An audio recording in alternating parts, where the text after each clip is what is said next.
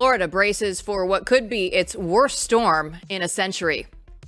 New Blaze Media docuseries explains why the Capitol Police were unprepared for January 6th, and Kamala Harris manages to make some unforced errors during her friendly media blitz. We have those stories and so much more. Blaze News Tonight starts right now.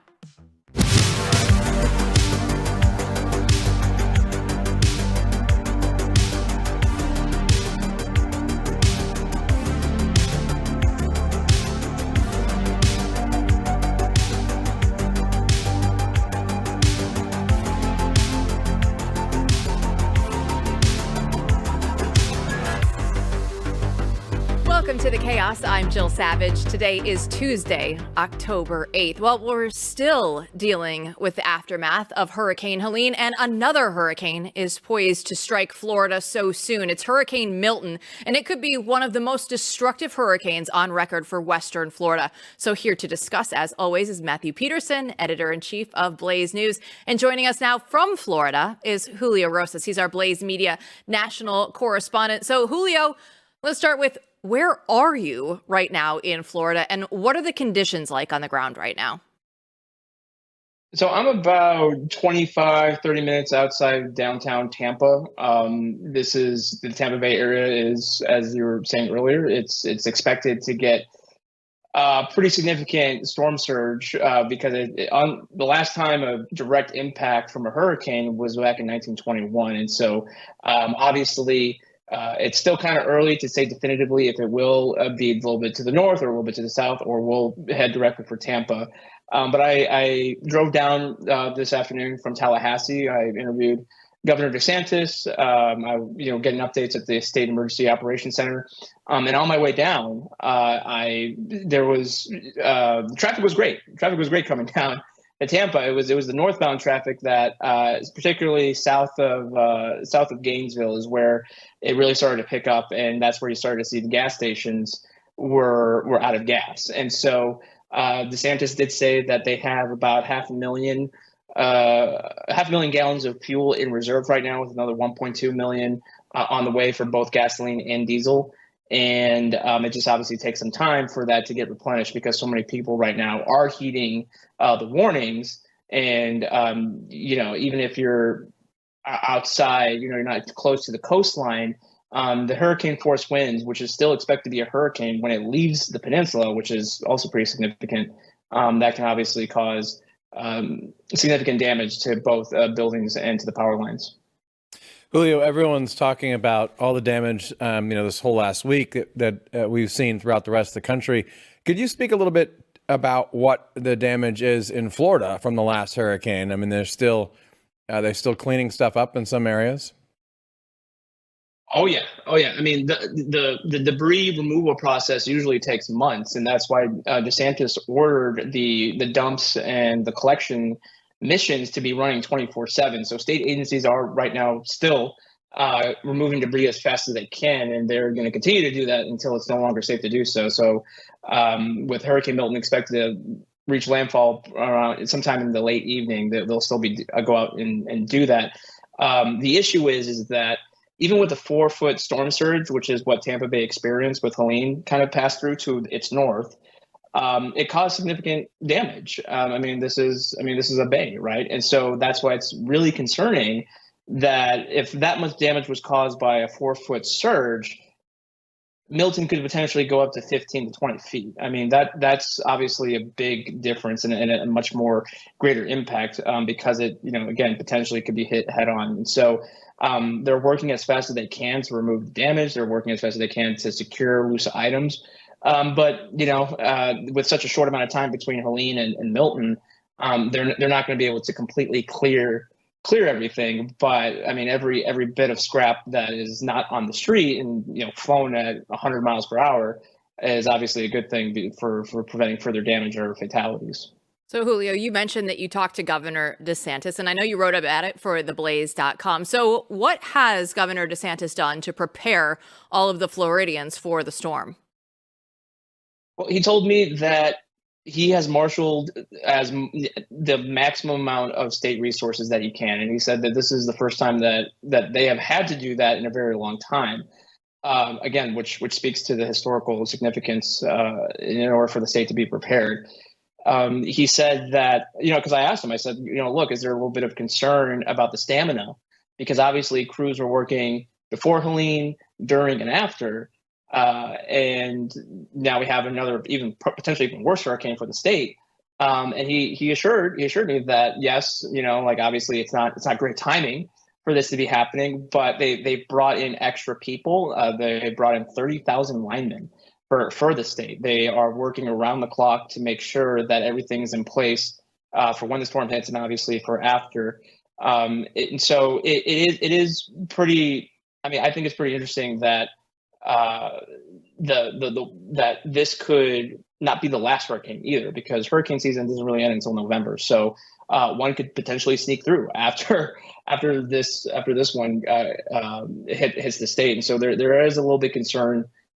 Just because living in Florida, we're actually pretty nice in terms of the summer. There weren't too many hurricanes, weren't even too many tropical storms, but kind of similar to last year with Hurricane Idalia, which I covered back then. That also came later in the season, and so we'll have to kind of wait and see what happens post Milton and see kind of what the forecast is. But the tropics right now are pretty active. Well, I know you're in Tampa, and I know the Tampa Mayor Jane Castor recently spoke with Caitlin Collins on CNN and issued a storm warning for all of the residents. Let's take a listen. And I can say without any dramatization whatsoever, if you choose to stay in one of those evacuation areas, you're going to die. So that was, very blunt there by the mayor. Do you think that this kind of messaging is helpful for residents? Is this the serious level that they're trying to get across? Yes. Because again, there were fatalities. There was obviously a lot of damage when Helene passed by a couple hundred miles to the north, right? And like I said, there's a 4-foot storm surge. In the Emergency Operations Center press room, they actually have the walls taped all the way up to the ceiling, and the ceiling is about 10 feet 8 inches.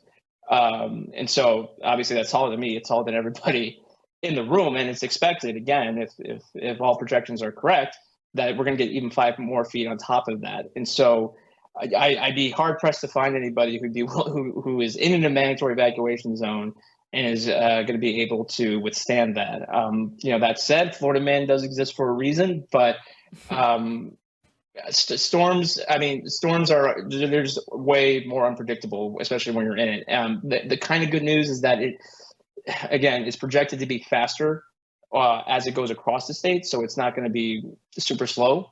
So that's kind of one of the silver linings to it.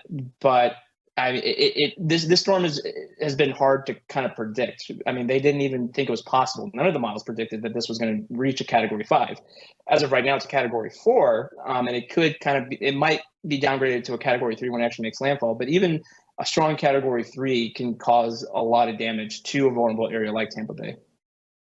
Julio, Texas Governor Greg Abbott has sent help to Tennessee and Florida.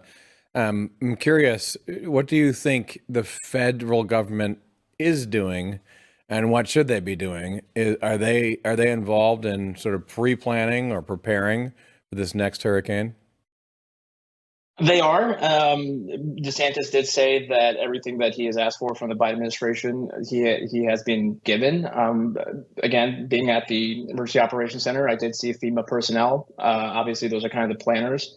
So they are around, but I think it speaks to the way that DeSantis has kind of run the state, especially when it comes to natural disasters. I think a lot of people have a lot of faith in the state's ability to handle this, just because obviously Florida has a long history of dealing with these hurricanes. So I think the state being able to have everything in place so that as soon as it's safe to go out to start rescuing people, to start restoring infrastructure, I think that speaks volumes. A lot of people who, even 10, 15 years ago, they would say that we would be without power for 2 to 3 weeks.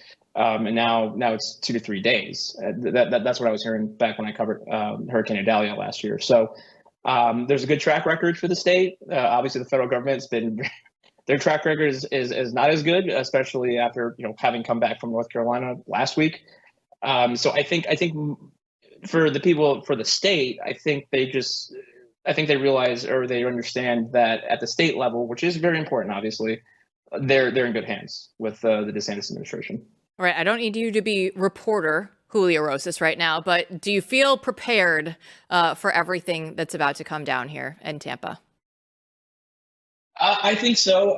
I'll be actually with some Florida law enforcement assets for tomorrow for when the storm hits. I got as much as you can pack for a hurricane, and most importantly, I have a winner's attitude, and I think that makes a big difference in some cases. So I think obviously we're not going to go be all cavalier and charge headfirst into the storm, but I'll be out there with the law enforcement personnel, and we'll see what happens afterwards, and we'll see how the aftermath is. Well, stay safe. Thanks so much for the update, Julio.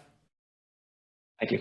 Peterson, he's a Marine. You can't keep him down. No, can't keep Julio down. He's going to keep going. And look, he's had a heck of a week, and it's just turned into Hurricane 2 weeks. So we look forward to hearing what he finds and what happens. Absolutely. Hopefully this thing tones down. Absolutely. That's the best thing that we could hope for, is that it doesn't really accelerate before it makes landfall. But when we come back, one of our fan favorites, Steve Baker, will tell us about how Capitol Police officers were used as sacrificial pawns on January 6th. Don't go anywhere.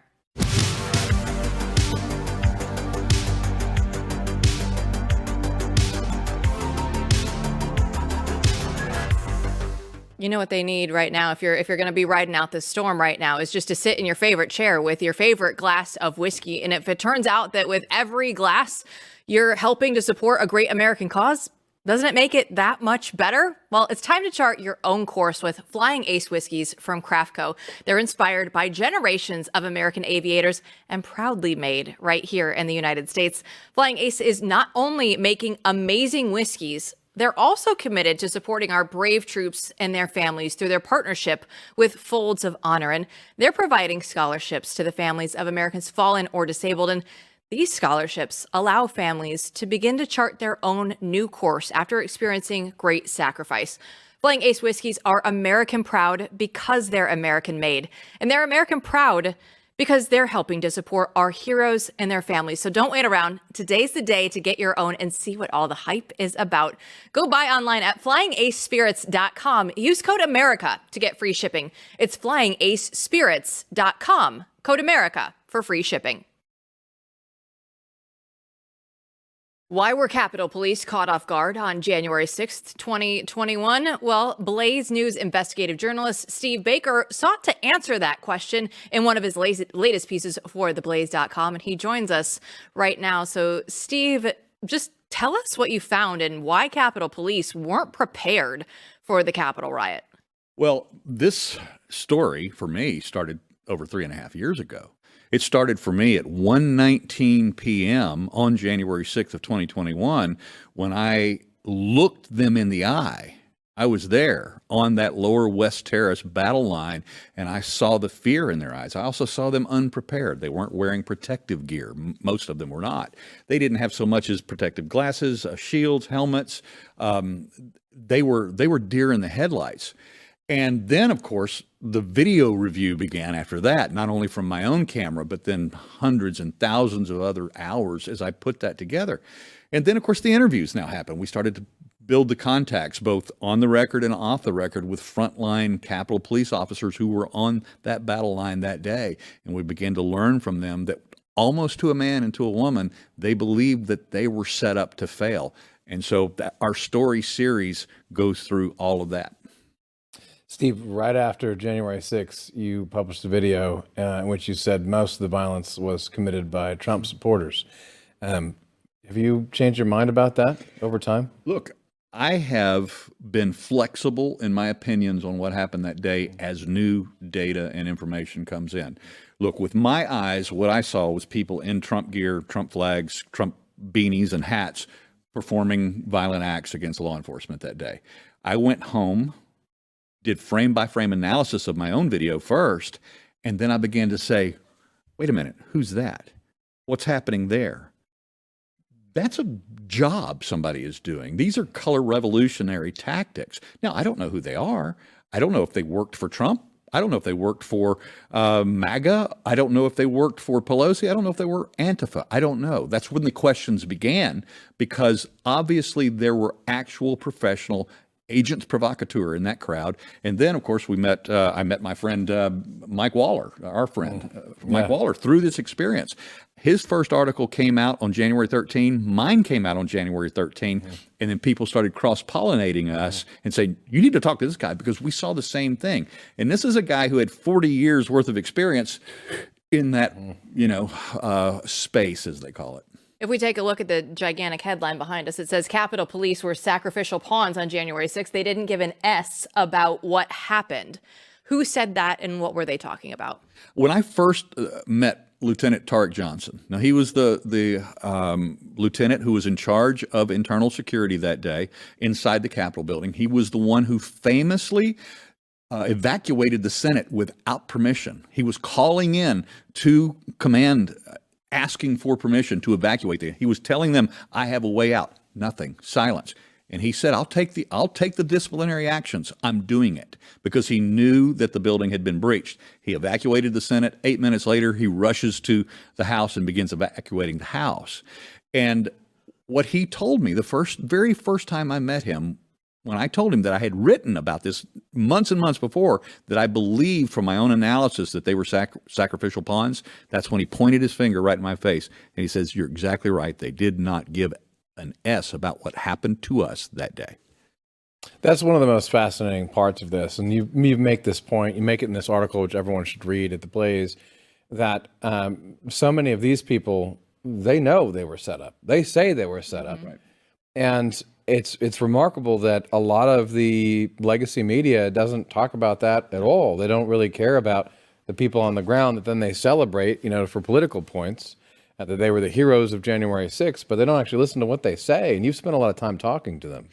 Look, one of the most frustrating aspects of this over my last 3.5 years of study, research, investigations into the Capitol Police is the lack of curiosity that the mainstream media seems to show about this.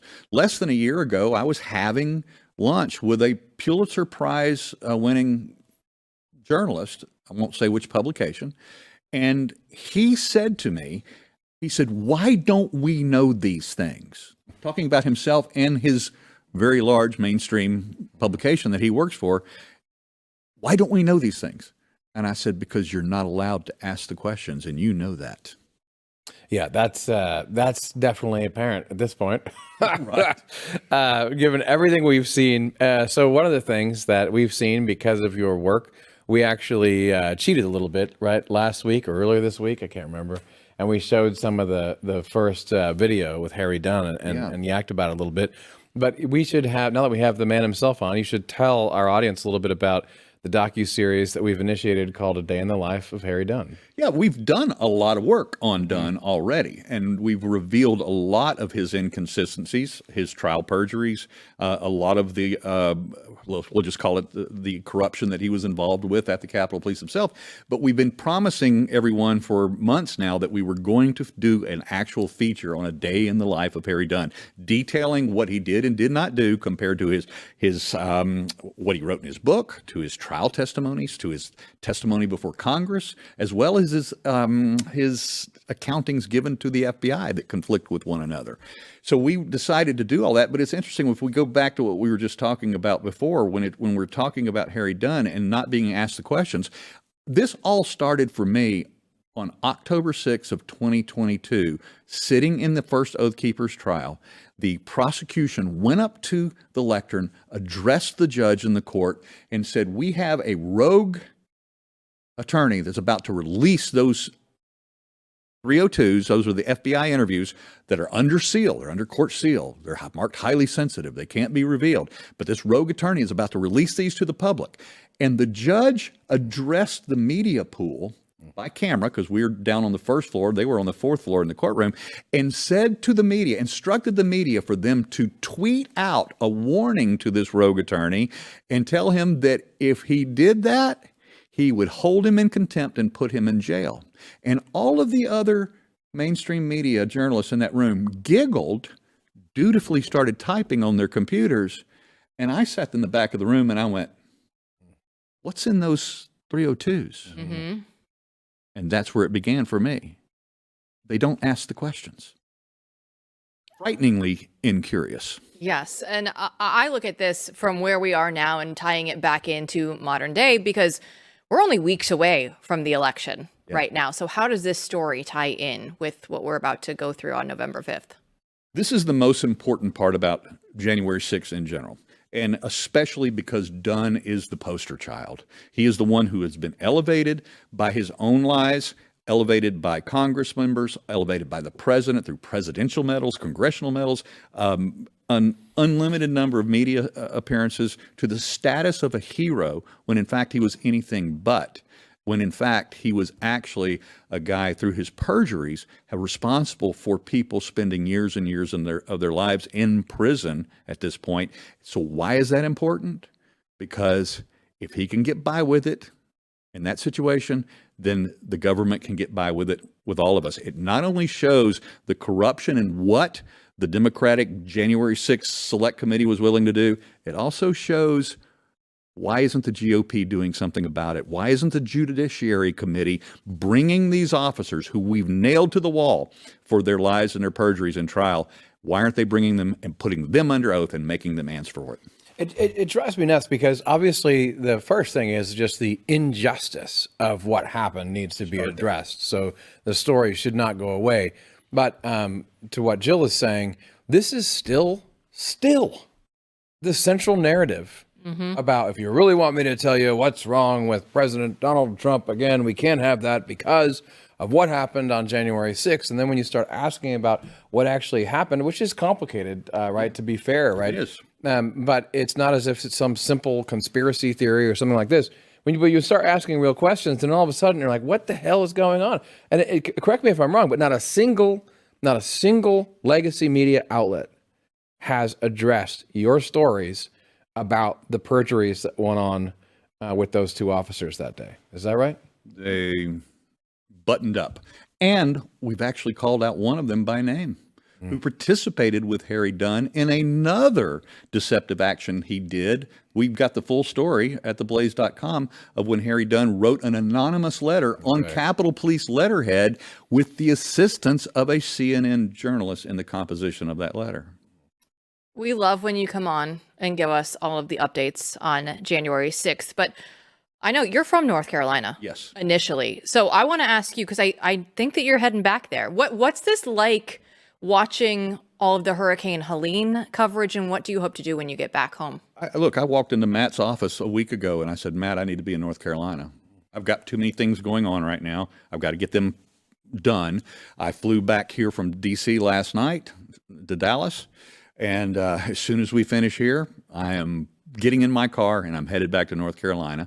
And I met with JP from Mercury One this morning, and I'm going to be embedding with them, but not as a relief worker, but as eyes and ears and a camera on the ground to find out what's really going on up there. Can't wait for that. This is something that we've been planning all week, and people out there should realize a lot of these stories are just coming out now. So, we've been talking about it. I noticed that a network that rhymes with Fox was talking about it last night, that they were explaining what was really going on. That was very sweet of them. But we'll be doing this, all next week through Steve's eyes. So can't wait to get you out there and to see what you come up with and what you find. We'll be there very soon. Steve, thanks for coming in today. Thanks.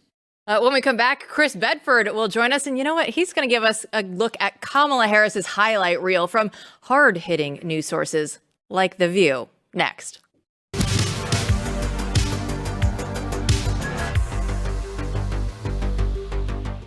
We were just talking about the election, and the future of the Supreme Court is on the ballot because these radical leftists want to eliminate the court's conservative majority by packing the Supreme Court with their own handpicked justices to get the outcomes that they want. But their end game is really court packing.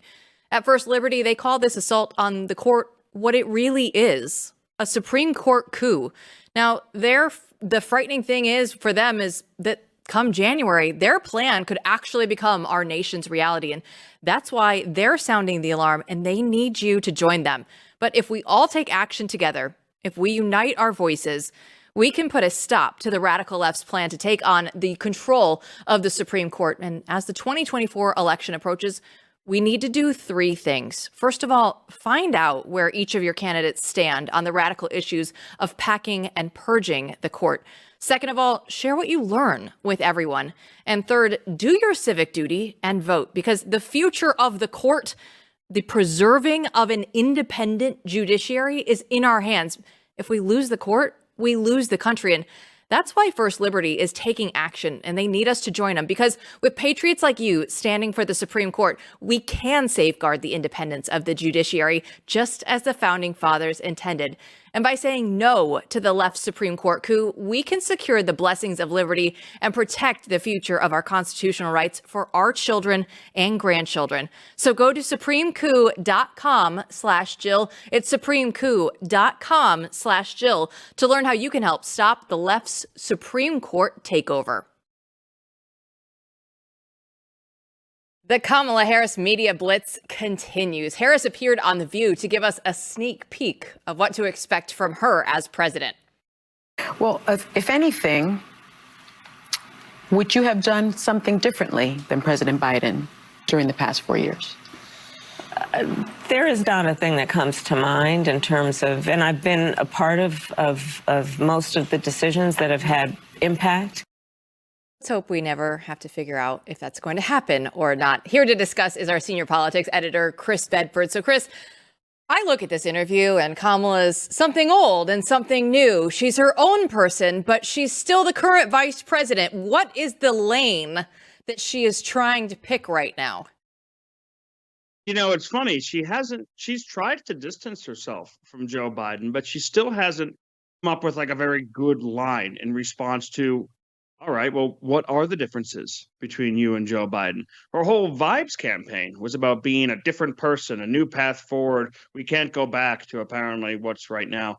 But she can't actually figure it out. It just reminds me, I rode a Vespa for years in D.C., and I had this helmet, and I'd walk into these meetings, and inevitably some girl would walk up and say, what kind of motorcycle do you have? And I never came up with a good answer. I always had to say a Vespa. It's super embarrassing every time. You'd think when you're the president, we're running to be president, and you've got a whole team coming up with this thing, that maybe you could actually come up with a better answer than this. And you know what's funny is the whole time this was going on, Joe Biden, who usually hasn't seen that often, has been undermining her. He's been blasting on. He was on TV on Friday, did a press conference when she was talking in Michigan, union labor. Heck, he did another press conference today when she was on The View. And I watched them both and caught up with them both. And she just hasn't figured out quite yet what to do. And you know what else I've noticed from this interview and the other interviews that she's been doing, because I'm watching them all so you guys don't have to, is she doesn't even seem that excited. She seems low energy. She seems tired. Like she's interviewing for a job she doesn't really want. She could just cash in and go on the speaker circuit. This policy stuff seems to bore her. Talking about things other than politics, well, she's happy to do that. But politics, not her strong suit. Funny when you're running for president. Funny indeed. A little alarming even. Chris, we have a mutual friend who used to drive a Vespa and would just get it out of the way in the beginning of every conversation. Like before we started the walk, from the coffee shop, he'd be like, oh, by the way, I have a Vespa and it's because I'm Canadian. Which I bought mine from Tucker because he didn't pay any of us enough to have cars, and his wife wouldn't let him have the Vespa anymore because he doesn't pay attention to stop signs or stoplights or other traffic laws, which is actually dangerous on two wheels. So she said, sell it to Chris. Fun. Well, I'm glad you stayed safe on it. I look at her right now and you think this has got to change. She's going to have to try to change to whatever we call it, 2.0, 3.0. Do you have any idea of what that will be like? Because I don't think she can continue to drift like this. And we still have a bit of time left going into the final stretch. Basically the last 30 days. And this is the new strategy. I mean, there was a lot of clamoring for Joe Biden to get out of the bunker and to get out there and do press. And after he was knocked out and usurped, Kamala Harris became the new person, and they had to do that bunker strategy again.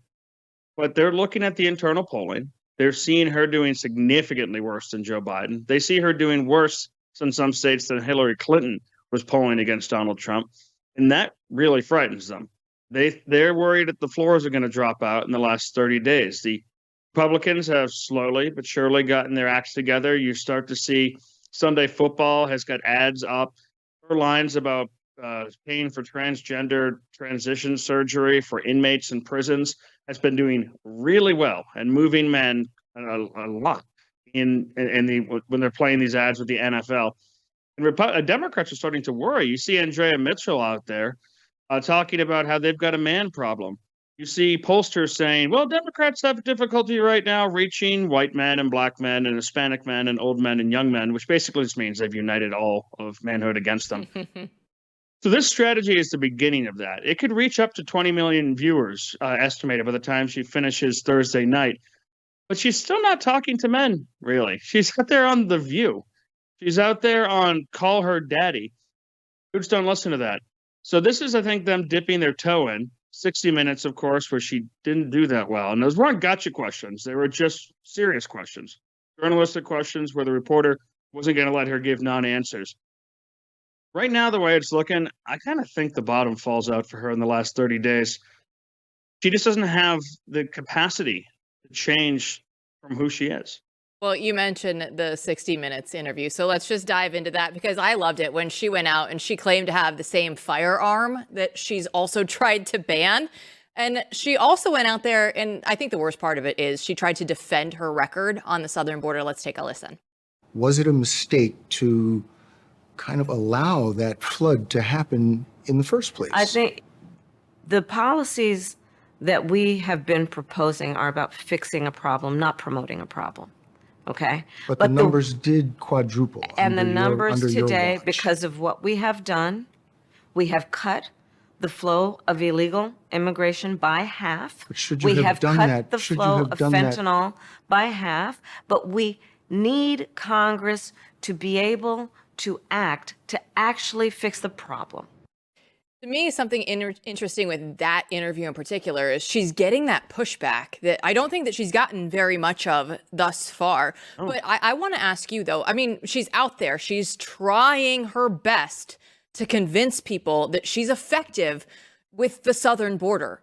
Is anybody actually going to believe this? I'm really doubtful. And I'm also really doubtful that the kind of people who are watching 60 Minutes, which is typically used to be a fairly in-depth news program, haven't made up their minds already on who they're going to vote for. It's an interesting crowd, but I guess she hopes that it amplifies.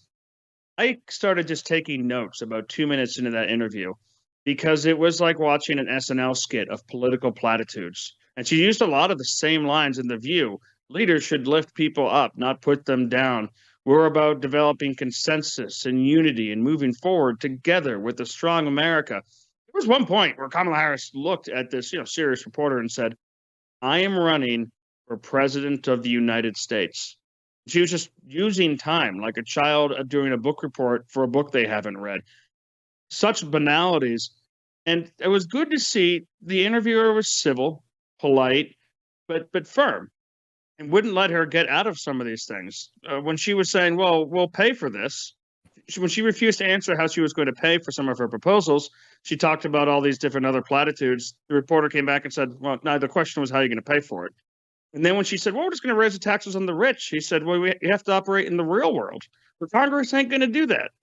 You're not going to get a bunch of U.S. senators in difficult districts to say, yeah, we'll vote for more taxes so we can help out Kamala Harris's big spending plans.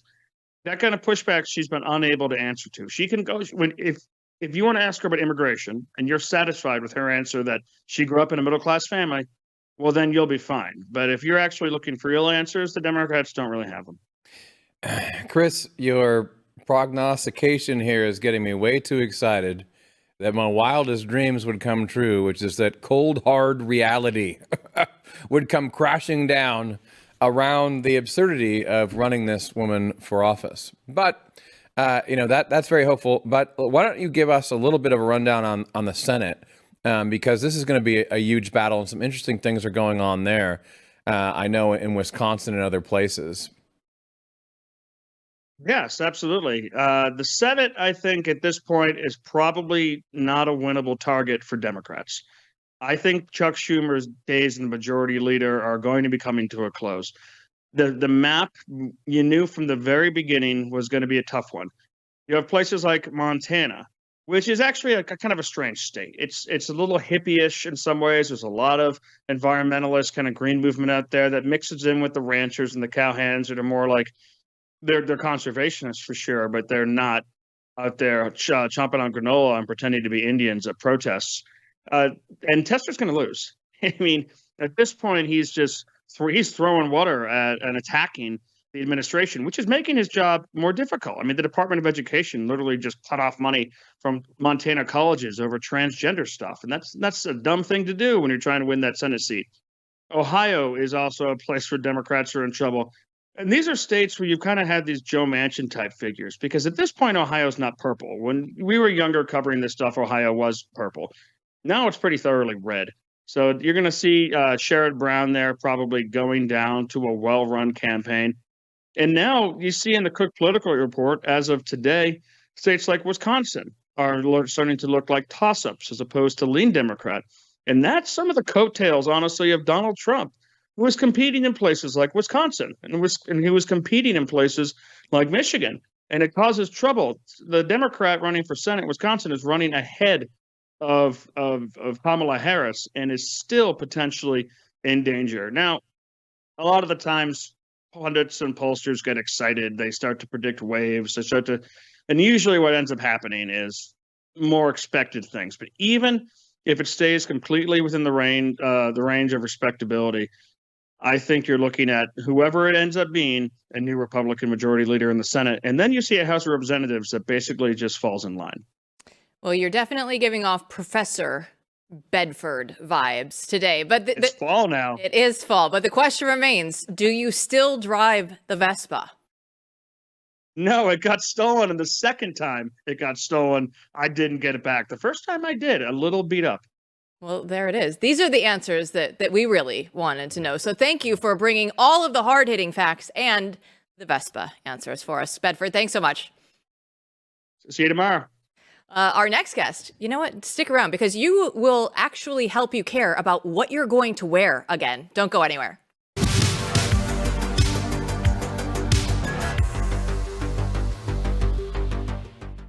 We have some exciting news because we are launching Frontier. It's the magazine that you've seen Matthew Peterson and myself talk about for quite some time now, because it's a stunning quarterly magazine. It has the bold ideas and bold journalism that you're looking for. Voices like Matt Taibbi, Chris Rufo, Mark Levin, and Glenn Beck are all featured in the first edition. And Frontier is packed with thoughtful commentary and the stunning photography that highlights the people who refuse to back down. And you can get it now through Blaze Unlimited. And really what that is we're taking another step forward. We're trying to fight back against the state-run media, all the propaganda that's out there, and all the forces, honestly, that are trying to tear down the foundation of this country. So as a founding member of Blaze Unlimited, you have exclusive perks like VIP access. You're going to help shape the Blaze Media future. And it's, you know what, it's not just a magazine as well, but it's a movement against the mainstream media. And founding member spots are limited. So act fast and join the fight for the truth. If you're ready to stand with us, visit blazeunlimited.com/BNT. Let's stand together. Let's push back, and let's keep the spirit of America alive. Join Blaze Unlimited today. We're just getting started. It's blazeunlimited.com/BNT. Remember when we used to truly care about our clothes? We would choose them for their quality, their craftsmanship, their style. But fashion has changed all of that. And we've now replaced all of these carefully chosen garments with cheap, disposable items. And I'm guilty of it myself. But there is a growing movement to bring back pride in what we wear. And it's all led by, right now, our guy, style writer O.W. Root. He's detailed in a recent article for theblaze.com that when we were kids, we all used to care about our clothes. And in it, he argues that it's time for men to get back to that. And it's actually okay, even natural, to care about your clothes. And he joins us now. So O.W., give us your pitch. Why should men care about their clothes? Because clothes are what the world sees. I mean, we don't walk around naked. We are not beasts. We are human beings, and our clothes represent our values, our culture. and our personal style. I mean, that is what the world sees. We put on our clothes in the morning and we walk out. And after our face, it's our clothes. That's what people look at. That's what people see. I mean, when someone comes at you, you're not looking at their ankle. You're not looking at their wrist. You're seeing a shirt. You're seeing pants. You're seeing shoes and their face. And that is the impression that people get, that you are representing yourself. So why not represent yourself with care? You know, this is an interesting point. It's something we really need to kind of poke at and get to. I'll say this. The first Latin phrase I learned in like a little class I had when I was a little kid in Latin, the first phrase was vestem virum reddit, which is clothes make the man. And I thought, you know, that was a little ridiculous. And you could go into what they mean by vestem, what they mean by clothes. And now I'm at a point in my life where I've taught for many years the George Washington's rules of civility that he copied down. And the first one is really do nothing in public that doesn't respect the people around you.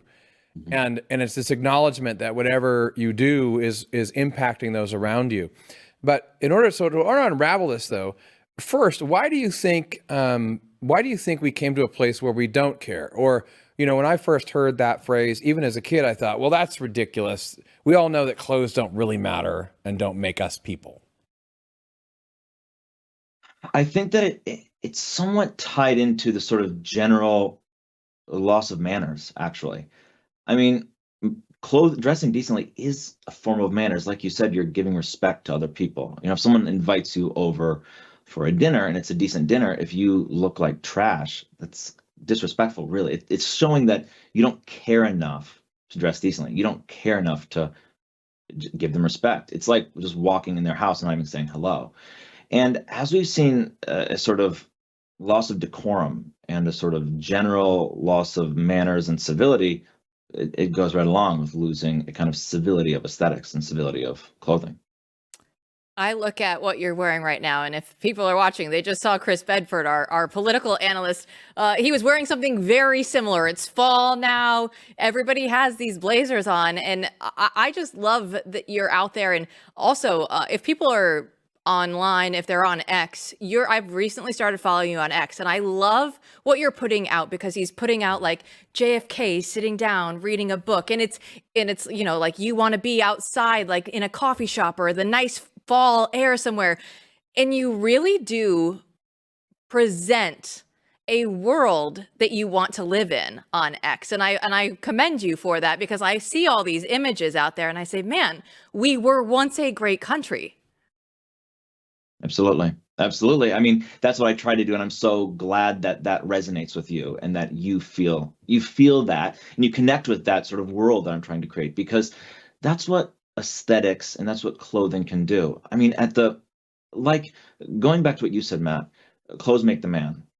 They can set our trajectory in a certain way. You know, if we don't feel strong, we won't be strong in a certain sense and approach the world in a strong way. And everybody knows. I mean, there's a reason why when we think of a dashing man, think of that phrase, dashing man, a well-dressed man, a strong man. You don't imagine a guy in a hoodie and sweatpants. You really don't.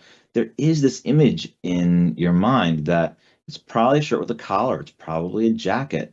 There's some care there. And it really is about imagining a better world and imagining a brighter world and trying to, with clothes, we can grab that right now. We can do it today. If you are sick of how you look, you can make the world a better place, essentially, a more beautiful place. Well, I love what you say in this article, because you also remind us that kids care about clothes. And you say it makes sense, right? It's it's everything you're saying. It's an important point. What you wear, what you put on your body. Human beings are strange in this way. We make stuff that we put on our body. So you say kids care about it, and the problem is that men have put up these walls about not caring in various weird ways, and that those are unhealthy and they have to break through. Is that accurate? Yeah, absolutely. It's almost like guys have issues. They honestly have psychological issues with their clothes.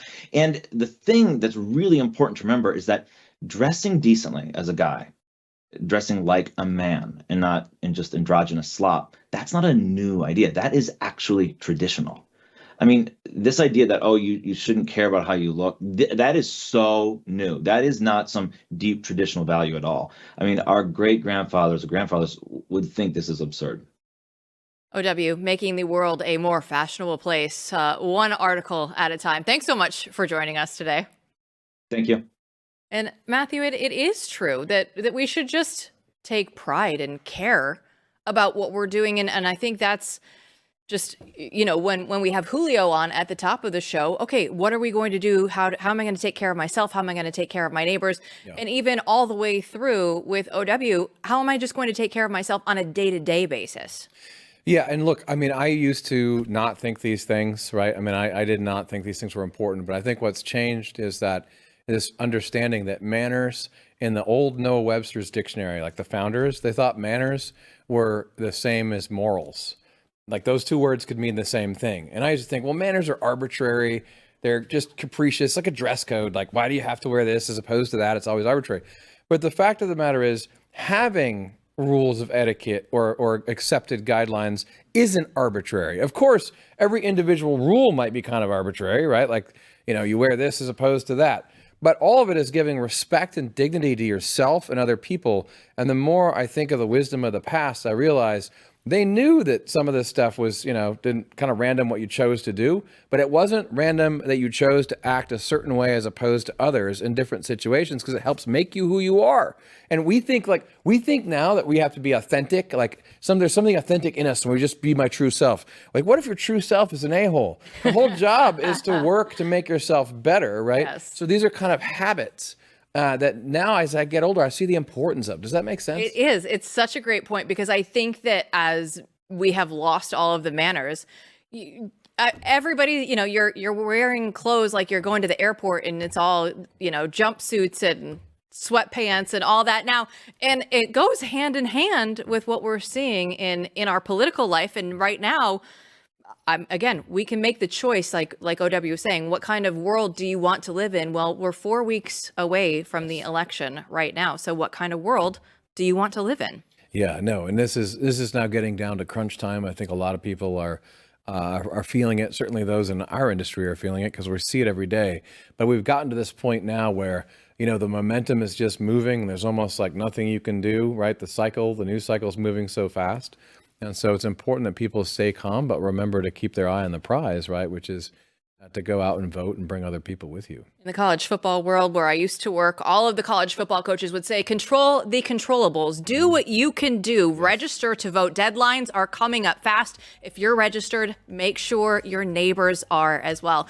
That's going to do it for us here on Blaze News tonight. Don't forget to subscribe to the show on your favorite podcast platform. Don't forget to rate and review the show. It helps everybody else to find it. And we'll be back with more tomorrow.